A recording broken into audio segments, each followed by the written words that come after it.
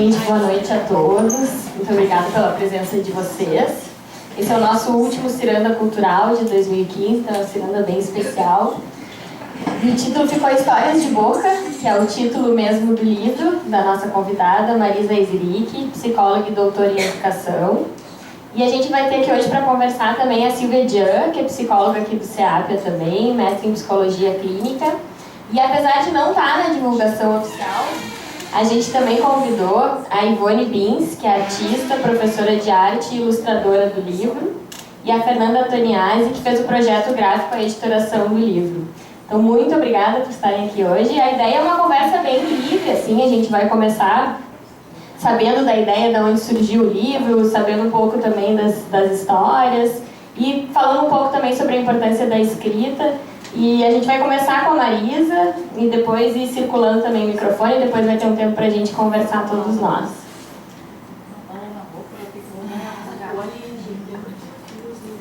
Ah, sim, os livros já estão ali à venda e também para serem autografados. Aí no final, quem ainda quiser comprar ou quiser autógrafo, o Felipe está nos auxiliando ali.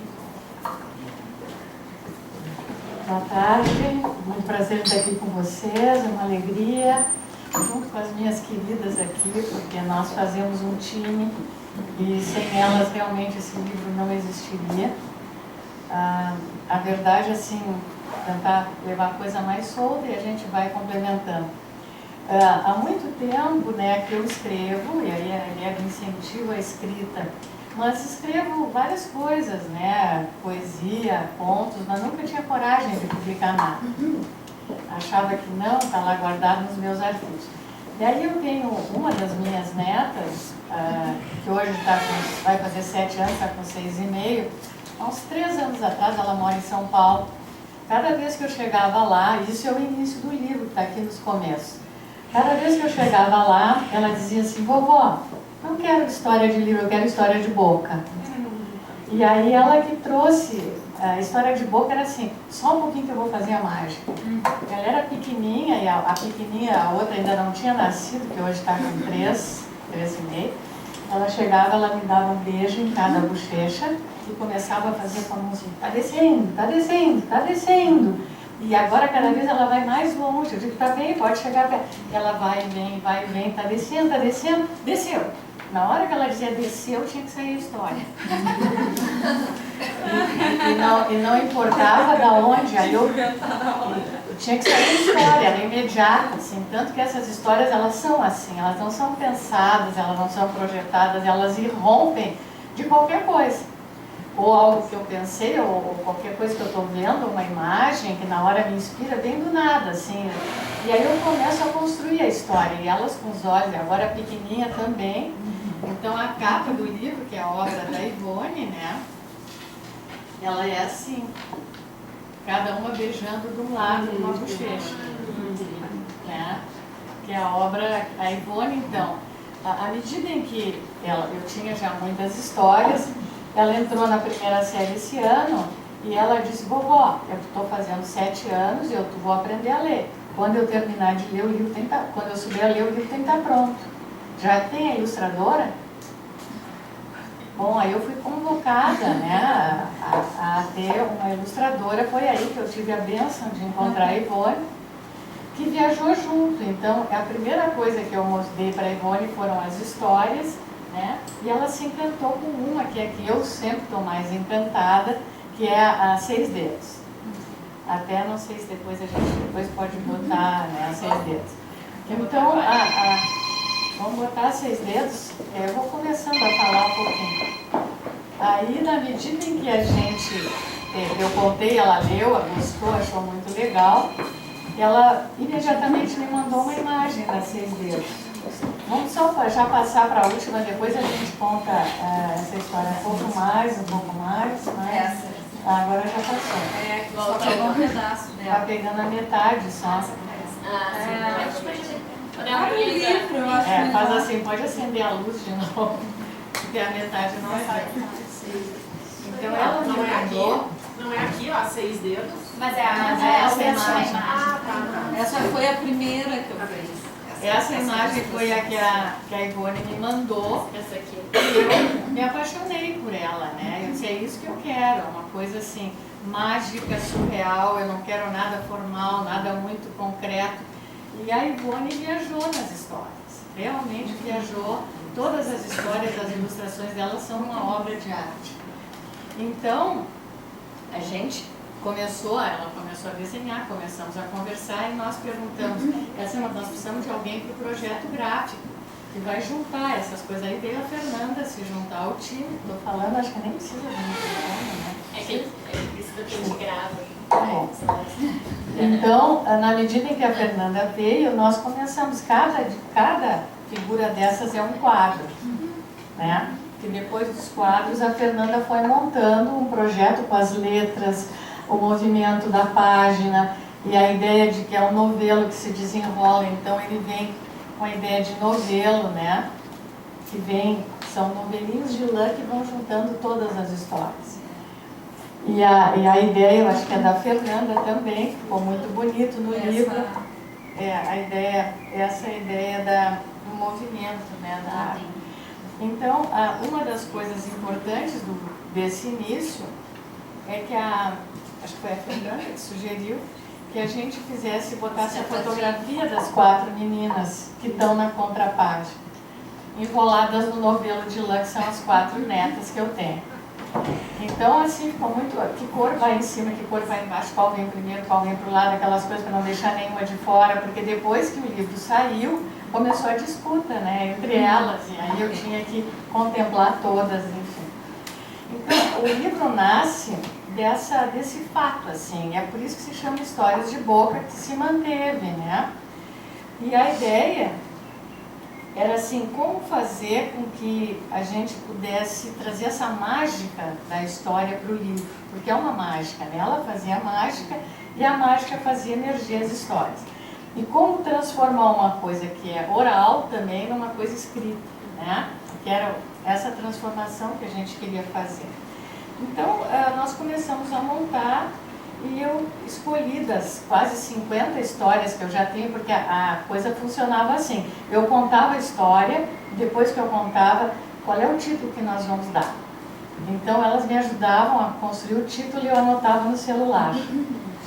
Então, no meu celular tem todas o título, mas não tem a história escrita, né? Nem contada, nem gravada. Então, depois eu tive que escrever. Então, a partir daí, escolhi as 5 que estão aqui, que são a Árvore Teimosa, e aí sobre elas eu poderia falar um pouquinho, né? Também a outra é As Flores de Cactos, a outra é a 6 Dedos, e a outra é a Festa do Abraço, e a última é a Descoberta do Mundo. São 5 histórias e cada uma delas tem uma ideia que eu depois posso falar, mas eu acho que agora eu podia passar um pouquinho a palavra para elas falarem um pouquinho dessa experiência. Bom, eu sempre gostei muito de desenhar e trabalho com alunos já há 25 anos que eu dou aula em escola particular de Porto Alegre. E sempre gostei muito de desenhar, desde criança, assim, e principalmente de ilustrar.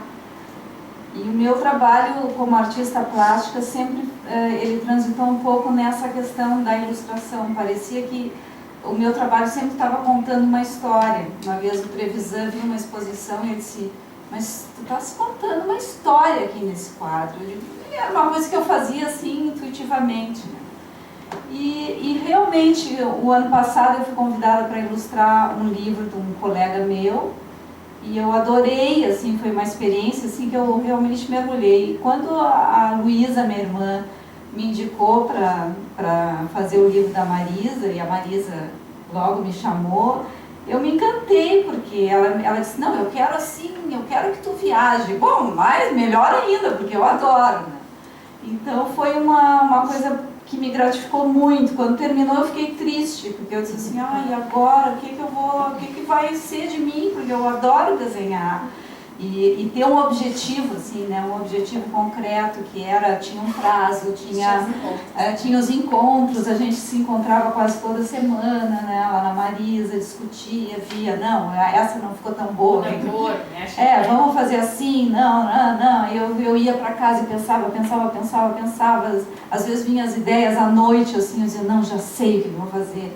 Fora, assim, todo o trabalho de pesquisa que a gente faz, né, porque hoje em dia é muito fácil também. Eu acredito, assim, que eu me baseio muito, assim, em imagens, né, eu adoro fotografia, adoro Pinterest, adoro sites de arte, então, quando tu tem uma ideia, tu vai pesquisar, quer dizer, a árvore teimosa, eu não queria fazer uma árvore comum. Aí eu me lembrei que a árvore vista de cima é uma mandala, e aí eu persegui essa ideia. Então, assim, todas essas ideias vão vindo e aquilo vai me dando assim, não, é isso que eu quero, agora essa mandala vai se quebrar, porque eles vão cortar a árvore. Eu não queria uma coisa muito literal, assim, né? Então a gente vai trabalhando, cada ilustração que eu terminava, coitado do meu marido, eu chegava lá e dizia, o que tu acha? Ele disse, mas por favor. Aí ele, não, acho que não está muito boa essa árvore. Daí eu ia lá, trabalhar. Então, assim, foi um trabalho que envolveu muita gente, né? E a Fernanda foi essencial também, porque ela dizia, não, a gente pode fazer depois assim, então tá, então vou tocar. Então foi uma parceria muito grande, assim, muito gostosa, onde as coisas foram fluindo, né? Então é um trabalho que eu realizei com um lápis de cor, que é um lápis que todo mundo hoje usa nesses livros de colorir, que está tão na moda. Eu digo para os alunos, é camadas de cor, né? A gente tem a ideia assim, o céu é azul. Não, eu sempre digo para os meus alunos, misturem, ponham mais cores, trabalhem em camadas, né? Então foi um livro assim que eu me dediquei muito assim, nas ilustrações. Eu ficava assim muito tempo em cima, porque eu queria que ficasse realmente... Quem puder manusear o livro vai ver que realmente ele ficou primoroso, assim, porque as cores e as formas das ilustrações, elas dão vida para as histórias, né? Então depois eu posso falar um pouquinho, Fernanda? Fala, Fernanda. Eu não tenho muito o que falar. Eu vou falar só que foi um prazer, foi muito bom participar. E ao mesmo tempo, uma saia justa, porque as ilustrações eram muito bonitas e estavam prontas. E eu tive muito medo e cuidado para não interferir, não modificar isso, né? De que forma eu ia conseguir fazer esse link do texto, que era incrível, as histórias incríveis. Deixar claro para a criança também, que foi uma preocupação que a gente tinha, né? Porque no início a ideia era que todos os textos fossem acompanhando as histórias, os desenhos, mas depois a gente achou que podia ficar um pouco difícil de ler, então tinha essa coisa de ser claro, o texto ficar grande o suficiente, né? A fonte grande o suficiente para poderem ler, e sem interferir também, linkar, fazer essa costura assim, do texto com as imagens, sem que uma perdesse que na verdade ficasse mais rico o trabalho, né? Então eu ficava com muito medo assim, da interferência, o quanto interferir. Mas foi um prazer, foi muito bom. Eu acho que foi um acerto, assim. Por exemplo, essa ilustração, ela não é dividida, né? Ela é inteira na folha, e a Fernanda separou e criou esse movimento. Então, assim, essas coisas, assim, foi uma troca muito boa. Eu talvez, não sei qual é o tempo que a gente tem, eu pensei assim, não sei se vocês querem que eu conte uma das histórias, leia uma das histórias, ou fale sobre cada uma delas, mais ou menos uma síntese, o que vocês preferem? Eu conte uma? Pelo menos uma podia contar. Ótimo. Então, eu vou escolher 6 dedos. A 6 dedos, ela é muito interessante, porque depois eu vou dizer mais ou menos o que eu acho que tem dentro das histórias. Quando ela nasceu, um murmúrio de tristeza percorreu o palácio. A princesa nascera com 6 dedos em cada mão. Cuidaram de esconder o defeito desde muito pequenino. Fabricaram-se luvinhas para bebês, de todas as cores, de inverno e de verão. Cobriam-na no banho, Catarina, esse era seu nome, nunca vira sua mão desnuda. Não podia brincar com suas bonecas ou jogar como as outras crianças. Tinha sido sempre assim e se acostumara. O tempo passou, ela cresceu e veio a curiosidade. Por que sou diferente das outras crianças? Perguntava a mãe. Porque és uma princesa, ela dizia, muito delicada, todos te querem bem e não desejam que te machuques. Essas respostas serviram por algum tempo, mas logo voltava a querer saber. Um dia tomou coragem e tirou as luvas. Viu-se diante de seus 6 dedos. Assustada, quis gritar. O grito sufocou em sua boca. Compreendeu as luvas, o silêncio, o segredo. Experimentou tocar as coisas ao seu redor. E, para sua surpresa, onde tocava, nascia uma flor. Não precisava esconder sua mão deformada. Tinha um dom para encantar as pessoas. Nunca mais usou luvas. Então, essa é a história das 6 dedos. E no dia do lançamento, a Ivone teve a ideia, que ficou maravilhosa, nós fizemos uma cesta grande com luvinhas e com balas dentro. Então, as crianças todas pegavam as luvas e com as balas e ficou assim, ela ficou materializada. Então, o que eu pensei assim que podia ajudar, né? Depois vocês podem ler as histórias. Todas as histórias falam de alegrias e de tristezas, da força do desejo, do poder de estar vivo e de fazer diferença. De aprender com o infortúnio, a frustração, o desamparo e insistir. Jamais desistir do sonho, da esperança, do desejo. Seria o que Spinoza chama de perseverar. Então, dentro disso, né, na mágica das histórias, o que a gente pode observar, pelo menos na minha leitura, cada um poderá ter a sua, na árvore teimosa, a insensibilidade, a irracionalidade, a utilidade, a descartabilidade, porque a árvore era maravilhosa, ela é cortada, desmanchada em pedaços e ela teme viver. Ela nasce aqui, ali, pelos buracos, pelas frestas, ela termina nascendo e termina sendo, né, o lugar de brincar de um menino, onde ele lia, trazia seus amigos e novamente se transforma numa árvore com sombra e tal. Então, é a ideia da ressignificação e do direito de viver.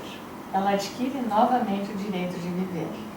As flores de cactus é o sonho, o desejo, a vontade e o cuidado. Ou seja, ela, a menina, né, ela tinha uma vontade de jardim. Ela queria ter um jardim, ela vivia no deserto e só tinha cactos na sua volta. Então, ela tenta e ela persevera na ideia, ela sonha e, de repente, as flores do cactus começam a brotar flores. Ela termina tendo um enorme jardim de cactos. Então, a ideia da surpresa e da realização que vem da vontade de poder realmente trabalhar, perseverar, insistir e fazer nascer aquilo que a gente quer. As 6 dedos trata do defeito, entre aspas, né? Do encobrimento, do segredo, do silêncio e da vontade de verdade. Da vontade de verdade, do enfrentamento, da coragem e a magia e o encantamento que tem dentro disso. Então, uma coisa que a gente pode ver, essa história serve muito para a questão da inclusão e para a questão também da exclusão, né? E de como a perseveração, né, da vontade de verdade termina se fazendo ela mesma uma força de produção. A festa do abraço. A festa do abraço, eu gostaria de mostrar as palmas aqui. Mostra aqui. Na festa do abraço, ela tem toda uma, digamos assim, uma ambientação, né, na solidão, em ficar sozinha, a casa fica vazia, as vozes desaparecem, a alegria, as pessoas saem, as pessoas ficam sós. Isso pode acontecer numa fase da vida, mas pode acontecer em qualquer momento da vida. Então, a partir do desejo, da vontade, novamente, começa a haver um trabalho de trazer pessoas para dentro e promover primeiro uma oficina, né? Primeiro a festa do abraço, a oficina do carinho, que só podia vir a condição era trazer carinho, beijo, abraço, afago, né? E a partir daí se criam oficinas de muitas coisas, de jardinagem, de costura, de várias coisas, começam a reunir pessoas, jovens, velhos, todos vêm para a oficina. E vão trabalhando, fazendo várias coisas. Aí eles pensam em fazer a oficina do abraço.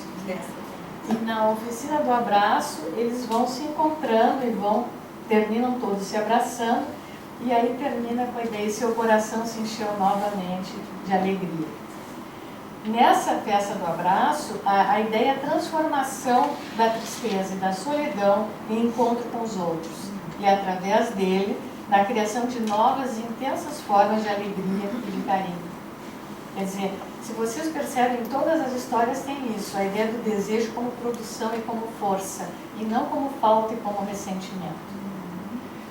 E a última, que é a descoberta do mundo, é a ideia, muito precoce, assim, de uma criança, que pode ser um bebê ou pode ser qualquer pessoa, que tem fome de conhecer tudo, experimentar tudo, viver tudo. E é preciso cuidado com a curiosidade. Então aí eu acho importante essa questão de como a gente, muitas vezes, nós todos matamos a curiosidade, matamos a pergunta, matamos aquela forma que é infantil, mas que nós muitas vezes temos em nós também, e ela é fundamental, porque a curiosidade vem de cura, e cura do latim significa as coisas mais importantes, é a ideia do cuidado, exatamente. Então, frequentemente, a curiosidade é morta, ela é sufocada por um sem número de regras, de obrigações, de tabelamentos, de desinteresses, e ela precisa existir solta e livre nas crianças e nas crianças que nós temos em nós. Então, essa é a ideia do livro, essa pelo menos é a minha vertente, né? Como vocês podem ver, tem todo um trabalho, assim, né, eu de trabalhar com filosofia há mais de 30 anos, né, e com vários temas da filosofia que eu amo, que são o desejo, a paixão, o corpo, o amor, né, várias questões, o poder, que é o meu tema mais fundamental de referência. Então, isso está tudo dentro das histórias. E o poder de estar, né, ao mesmo tempo produzindo o seu próprio desejo. E ao mesmo tempo enfrentando as fraquezas, enfrentando as dificuldades. Essa é a mensagem do livro. Espero que ao ler vocês possam perceber isso. Não sei. Eu acho que agora eu dou para a Silvia. Primeiro, muito obrigada pelo convite. Eu estava com saudade de estar no SEAPA, porque eu estou distante por um motivo muito feliz, né, que é o meu bebê. E um grande prazer estar do lado da Marisa, que não sei se a Marisa sabe, mas eu sou uma admiradora antiga dela, desde o tempo da Sociedade de Psicologia, que eu vinha acompanhando também a produção mais teórica da Marisa.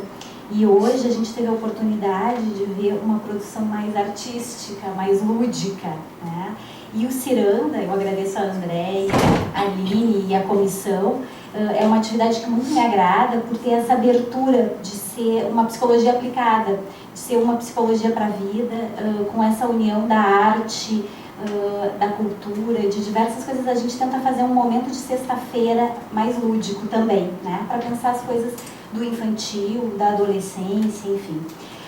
Quando as gurias me convidaram, as gurias, eu estou falando das colegas da comissão científica, elas me disseram, o livro, a Marisa está lançando o livro, mas a gente ainda não tem acesso ao livro. Quando a gente tiver, a gente te passa, mas a ideia é que a gente possa falar da escrita e da importância da escrita no nosso meio.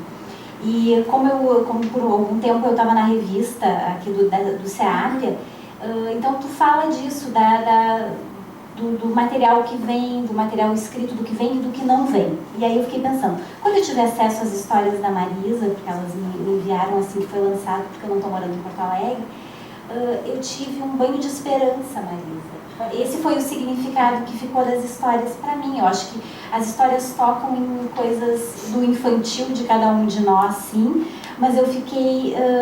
cada final de cada história, todas elas têm um pouco de mistério, assim, do que vai acontecer, tem um certo drama, né? Como a vida, né? Tem um drama, mas no final tem esperança. Tem uma esperança porque sempre tem, eu acho que a minha ideia é que sempre tem um final feliz, né, Marisa? E que é isso que a gente deseja. E aí eu pensei que a cada sessão, eu fiz uma união com o nosso ofício aqui no SEAPA, a cada sessão de psicoterapia, o ideal seria que a gente saísse com uma esperança também, né? Com uma esperança para novas aberturas, para novas possibilidades, para novos encontros. Se cada sessão acontecer assim, né?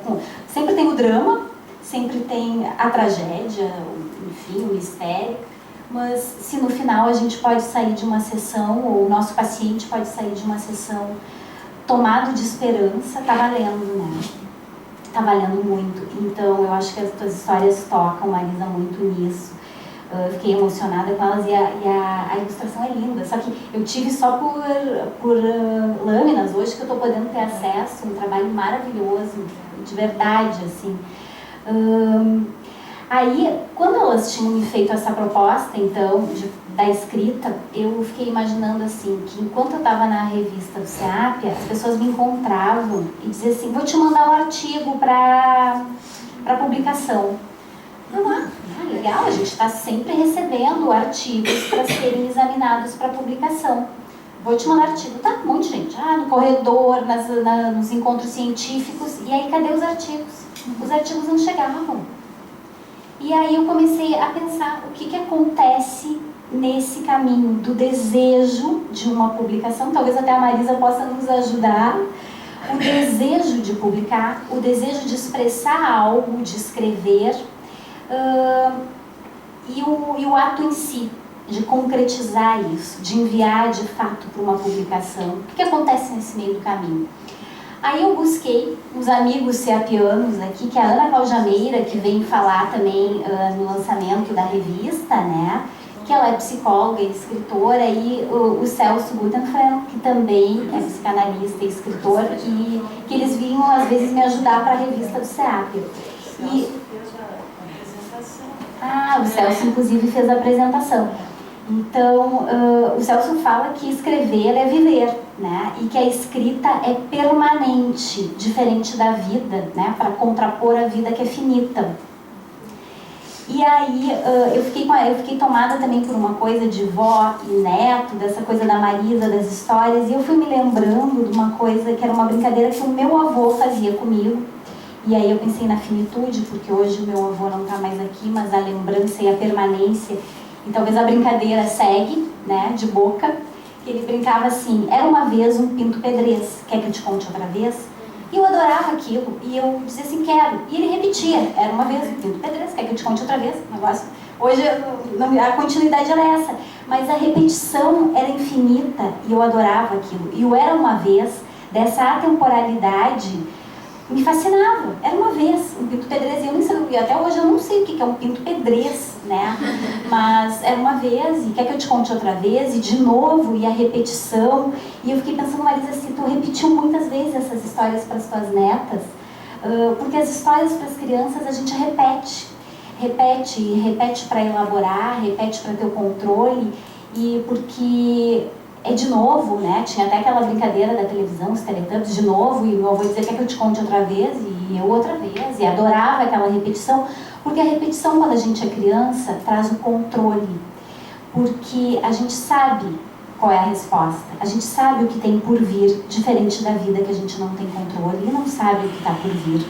Então, as histórias, quanto mais a gente lê, quanto mais a gente vai sendo tomada, e as crianças vão memorizando as histórias, imagino que as netas da Marisa saibam decore salteado de trás para frente, se foram repetidas, vão dando essa sensação de poder também diante da vida. Então a literatura tem esse fascínio. E aí, nesse meio campo, eu ficava pensando, então, as escritas, nós da área psi, a gente está sempre escrevendo. Isso a Ana Caljameira fala muito também nos artigos dela, que a gente se depara com a escrita o tempo inteiro, seja escrita para seminários, seja escrita de um caso clínico para supervisão, a escrita teórica, a gente está sempre escrevendo, né? A gente usa muito a escrita e a gente necessita escrever até para dar um sentido e um significado, às vezes, para uma sessão, né? Para poder elaborar melhor essa sessão de psicoterapia, para poder compartilhar com o supervisor. Então, material a gente tem, mas o que a gente faz com esse material? Por que ele fica no meio do caminho? E aí, esses queridos amigos Celso e Ana Cláudia também vão dizendo que tudo tem a ver com o superego, né? Com o nosso nível de exigência, que ele pode ser amigo, que ele pode ser um crítico muito severo, ou que ele pode ser acolhedor e incentivador da escrita. Isso vai depender do jeito que a gente vai revestir o nosso superego. Porque quando a gente escreve, a gente está, sem se dar conta, pensando nos leitores. Os leitores já estão juntos. Eles não estão presentes, mas eles estão juntos. O que vão achar? O que vão pensar? Não sei se tu passou por esse processo também, Marisa, porque tem que ter um encorajamento para fazer isso. Na nossa área a gente pensa o que o analista vai pensar, o que os colegas vão pensar, e os meus pacientes, e assim vai indo, né? Eles estão ausentes, mas presentes dentro da gente, né? E em muitos momentos isso pode boicotar o processo da escrita, pode deixar paralisado. Então, o que eu faço com tudo isso? Daí o Celso diz que a gente precisa se ver com a incompletude e se ver com o possível, e não com o filho possível de pais imperfeitos também, né? E não o ideal, para poder escrever e viver, para poder se expressar. Porque quando a gente consegue expressar algo, pôr em palavras de uma forma simbólica, e a gente se sente compreendido e acolhido, a gente pode seguir pela vida. Então, eu queria dizer que eu fiquei muito tocada por essa ideia, né? E queria, pelo menos, deixar vocês pensando um pouco no desejo, que cada um aí que tá sentadinho deve ter material, e por que ficam, né, nesse caminho sem a possibilidade de, quem sabe, só indicar para a revista, só levar para a revista, que daí a revista vai ver, claro, tem as pessoas que vão fazer a avaliação, vão ver se vai ser publicado ou não, mas não chegam nem nesse caminho, não se arriscam, né? O que tem aí? Que superego tão exigente é esse, né? Então, para que possam ousar, e para Marisa, e para Ivone, para Fernanda, parabéns por terem ousado. Que belo trio, né? Não era uma dupla, era um trio, que belo trio que se formou aí, que ousou, e hoje quem colhe os frutos dessa árvore aí somos nós, podendo ter esse livro tão encantador e tão bonito para levar. Eu estou bem feliz que eu vou levar para o meu bebê hoje o livro, para o Bento. Não sei, eu fui pensando, então, Marisa, eu queria que tu primeiro me dissesse, né, se tu repetiu essas histórias, né, essa nossa... o quanto as crianças precisam dessa repetição. E eu não sei, então a gente acha que pode conversar, porque a ideia é que a gente possa fazer de boca em boca também, né, um diálogo, né, Aline? Bom, ouvindo a Silvia falar, né, obviamente que levanta muitas ideias. Então, a primeira das perguntas dela, se eu repeti muitas vezes essas histórias, não. Não, porque elas criam cada vez uma nova. Então, cada estadia minha, cada dia 3 ou 4 histórias mais ou menos novas. E no outro dia mais novas, no outro dia mais novas. Tem uma coleção. Eu tenho, nesse momento tenho muitas, né? Mas o que não quer dizer que eu não tenha repetido outras tantas em outros momentos, né? Aquelas histórias de livro 1000 vezes, ou então se... Claro que de vez em quando eu vou conta de novo aquela, se eu contava errado um detalhe, elas corrigiam, né? Tinha que estar certo.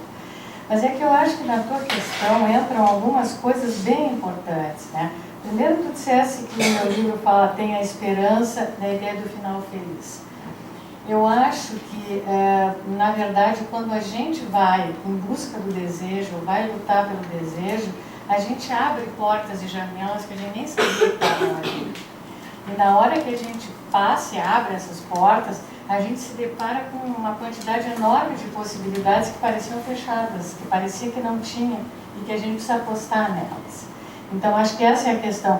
Não é aquele final feliz, assim, ingênuo, naíve, eu acho assim, é um final feliz no sentido realmente de dar essa possibilidade.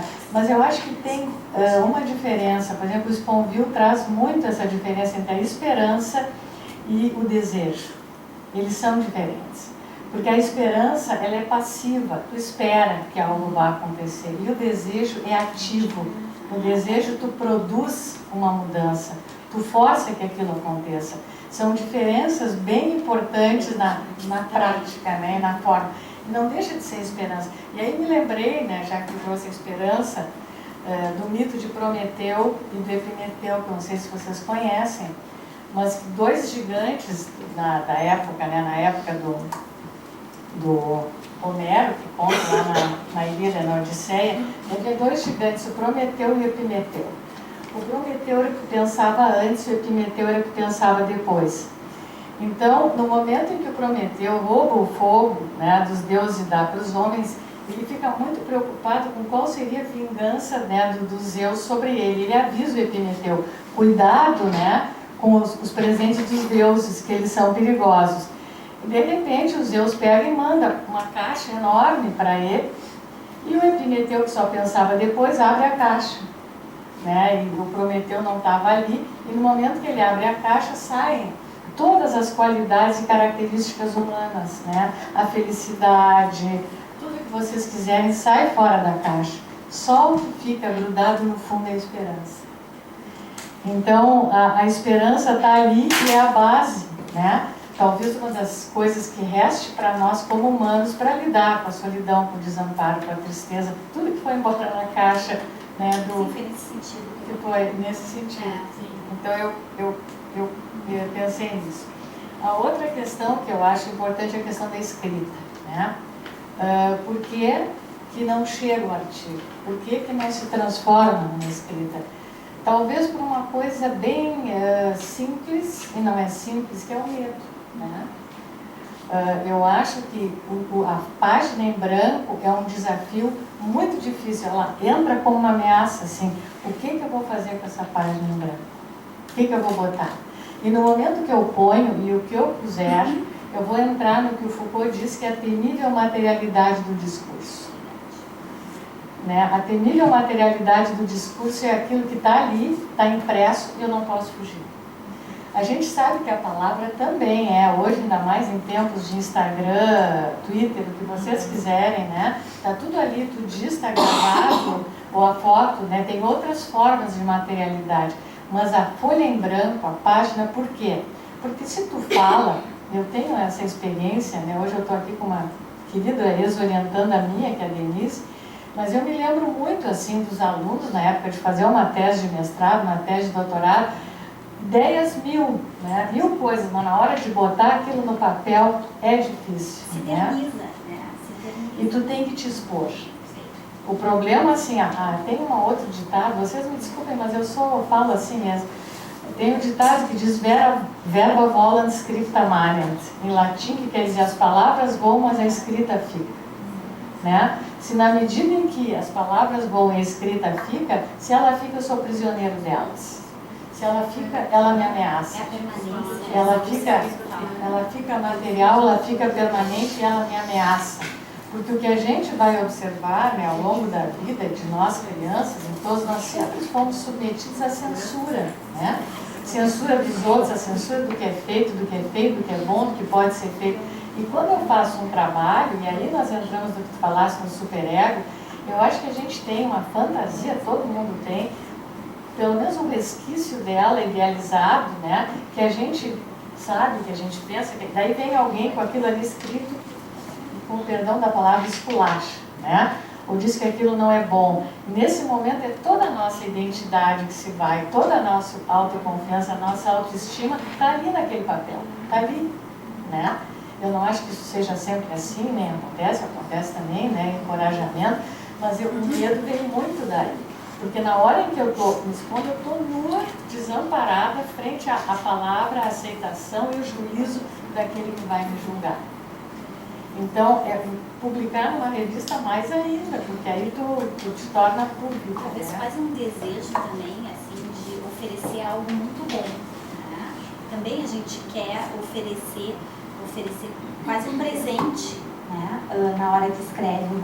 Pensando até nos objetos idealizados que a gente tem, em supervisores, em orientadores. Tu quer isso, eles ficam num lugar onde tu quer apresentar algo que seja muito completo. Né? E aí a gente. Aí é difícil. Eu posso falar assim também. Agora tu estavas falando isso, e eu estava me lembrando de uma amiga minha que sempre diz que o ótimo é inimigo do bom. E ela é artista e ela tem assim um trabalho belíssimo. Assim, eu fico encantada com o trabalho dela, mas ela não mostra para ninguém. E ela tem quase 70 anos. E esses dias ela fez uma apresentação desse trabalho para todas nós, que nós temos um grupo que desenha junto. E a gente ficou assim, de queixo caído, e disse, pelo amor de Deus, tu não vai levar isso para fora para as pessoas poderem também sentir o que a gente está sentindo aqui. Compartilha, né? Ela não tem coragem. Ela não tem coragem. Até hoje ela está lutando com isso. E ela mesma que diz, o ótimo é inimigo do bom, porque ela é muito perfeccionista, ela sempre acha que não está bom. Então o trabalho ficou todo engavetado. Tem assim, quantidade de produção e ela não doa. Eu disse assim, mas tu tem a obrigação de